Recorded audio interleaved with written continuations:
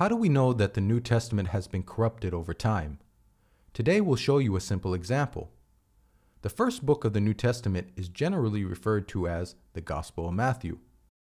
This, however, has not always been the case. The earliest manuscript evidence of this gospel has no name or title given to it.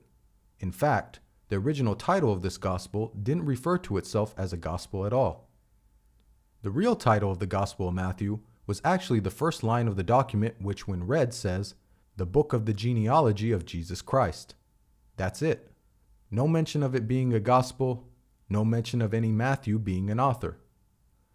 100 years later, in the 4th century CE, a later anonymous editor added a title to an already published manuscript of the New Testament. They went to each of the first 4 books of the New Testament and added a title to the start of each book.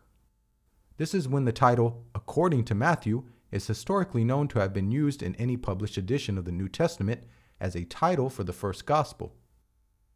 Here we see the identification of the author in a published edition for the first time.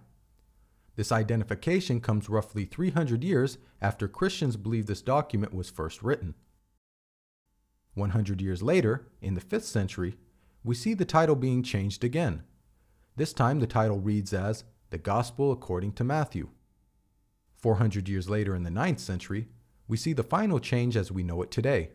The title for the first book of the New Testament now reads, The Holy Gospel according to Matthew. As we have just seen, in a span of 700 years, the title for the first book of the New Testament has evolved significantly over time.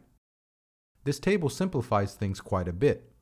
It's gone from having no explicit title and no author to having an author, to then having both an author and being described as a gospel, to then finally being described as a holy gospel by a well-known author.